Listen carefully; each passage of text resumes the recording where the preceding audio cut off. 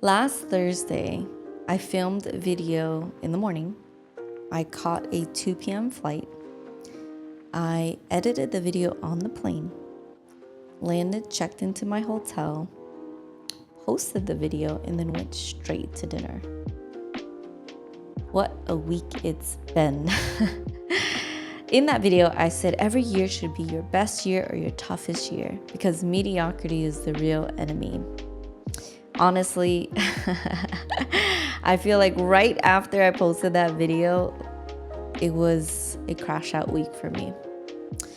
I really felt it building up even before I left. I set that ridiculous goal of doing major furniture within 30 days, and I wanted to do it before my trip. And this trip was going to be really busy because I wanted to clear my bandwidth for a new project coming in July. And so I did all of this, managed to get my video in, and on the surface, I felt like I had it down. I felt like I just needed to get through it, you know? This is not my first rodeo in doing what I need to do, but I can feel underneath the surface, like the cracks were showing. I almost missed my flight because I was at the wrong terminal. I landed in Singapore and forgot my deodorant. This is not normal for me. So even at that point, I didn't have the luxury to slow down. It's too late. I'm already there. So I had to do what I had to do and keep going. Every day was full of meetings for me. When I finally got to bed at the end of the day, so tired from meeting people, I find myself doom scrolling till 2 a.m., knowing damn well I had a 9 a.m. meeting the next day. I don't know why it was happening, but the cracks are getting bigger. That continued into me being underslept, so I over-caffeinated. And every day after that just honestly snowballed. And the finisher was the alcohol. So when I got back, I felt like I skidded off my path and landed into the bushes. The reason why I say landed into the bushes was because I landed on a Thursday hungover and I managed to get through my Friday. But at the end of that, there was nothing left. I sat down in front of my camera to record a video on Friday and my mind just went blank. My brain was not braining. I forgot why I even created this channel. And that's when I knew I was in trouble. I know this feeling well.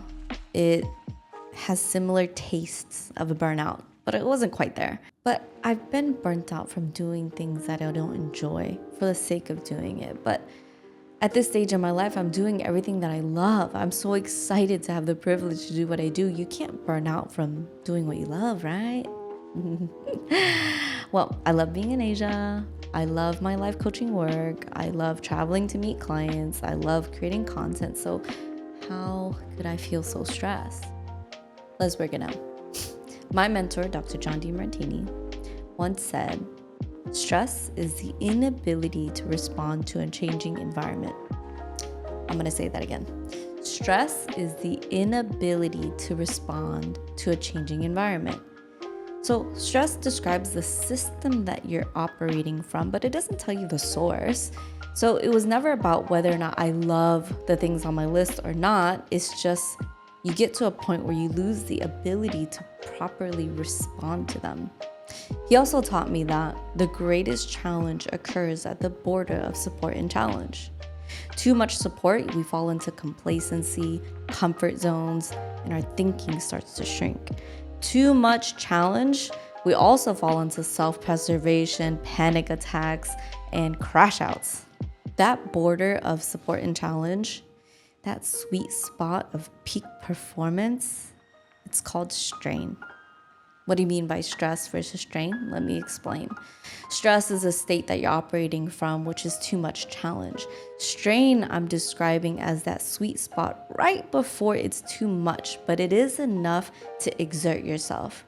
If you're a whooper, then you're very familiar with what strain is. If you're not familiar, this is a fitness band that tracks your heart rate, your respiratory, your sleep, and all that good stuff, so that on a daily basis, it recommends you a optimal strain score. What does that mean? It means that there is an optimal amount of exertion that your physical body should output that day to maintain growth. So when you're underslept, when you're not recovered, or when you're in your cycle, the recommendation isn't so high. But when you are well slept and your recovery is good, then it will push for a high number. The beautiful part is everybody has a different way to get to the same number. For example, Carlo and I have signed up for the same workout class before, and I reported a higher strain than he did. Rightfully so. He needs more weight and more reps to reach the level of exertion that I was putting myself in.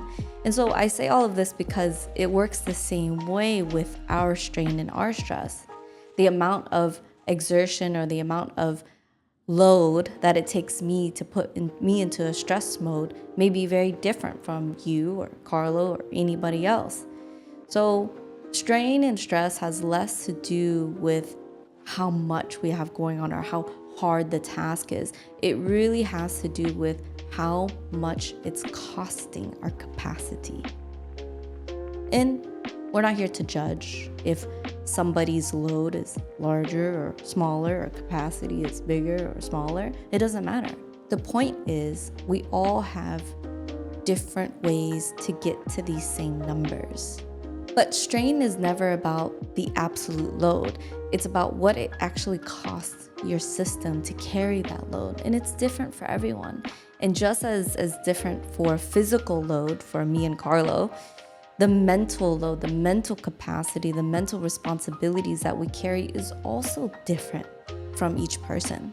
Looking back, I was already redlining all month. But the thing is, it was a little spaced out. So I would do a lot, I would rest, I would do a lot, I would rest, and I would feel it in moments, but I would just be right back at it trying to make my deadline. But this trip made me realize how close I was running it. What I mean by that is in this week, I had a lot of exertion and no breaks. And that's when everything really fell apart. I found myself being forgetful. I find myself not being able to think as critically. I find myself losing my foresight.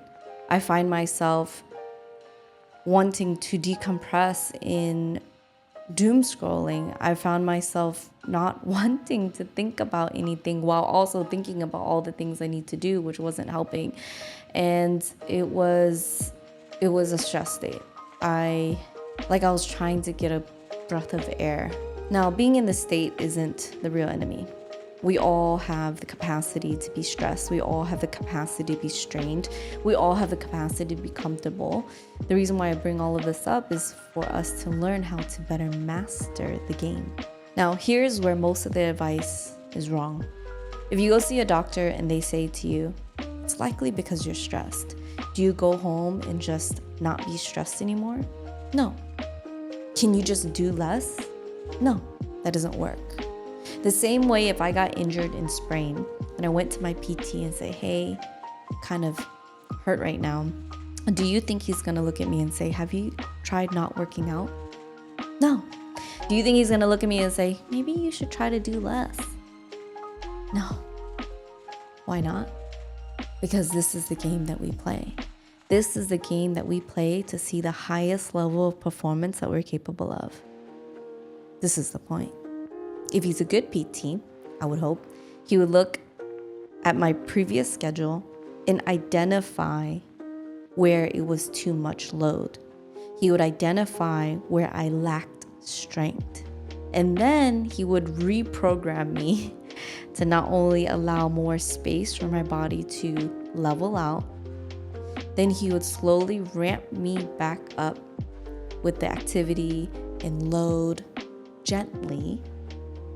And if he does it right, then I would be stronger, faster, better at the same load that previously broke me.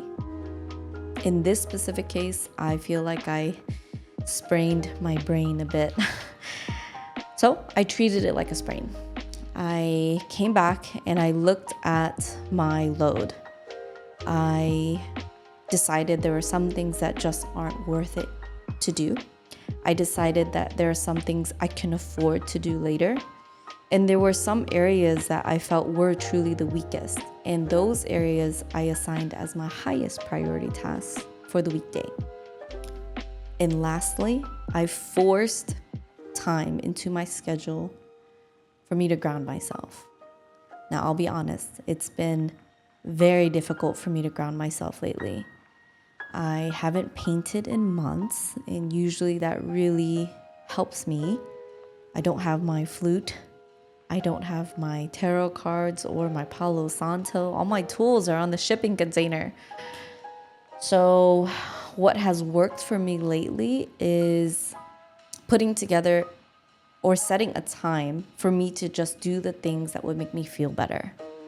Lately, it's silly things like opening my parcels, like shopping for rugs. You might be thinking, how is this grounding? On a Monday at 2 p.m., I don't dare go shop for rugs. There are way more important things to do. But without a rug in my living room every single day, I feel like I'm falling behind. And it's a shitty feeling, and it's hard for me to feel excited about doing all these other things when in the back of my mind, I'm like, I have no rug. So whatever it might be that makes you feel better, do it. Do it until you have the capacity to go back and carry some more load. Because if you don't, you will crash out. You will burn out. And the worst is when you don't even have enough left to pull yourself out. Here's what I'm learning. If you don't learn to prioritize, your body will do it for you. And the shitty part about that is when it does, the timing is always so terrible. So listen to the signs. Look for the cracks in your behavior and recalibrate sooner than later. This is a big month for me. This is the first month I feel like we're living in Malaysia and not moving to Malaysia. This is the first month I start a new project that I'm really excited about. This is my birthday month. And there's a lot. And I want to be able to not only perform, but I want to enjoy. I want to be in that zone, the strained zone, when you get a really good workout in, you're like, it was hard, but I feel great. Not the dying and gassed and can't breathe kind of feeling. So I'm going to do my best to make sure that I stay in this zone. And it's not a matter of whether you can or can't. It's just how good you are at doing that again and again and again and again. It really took me a lot to make this video.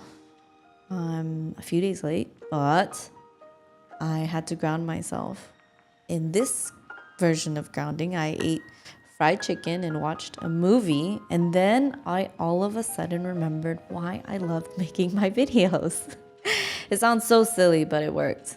I hope this resonates with you. I'll be seeing you next Thursday. Bye-bye.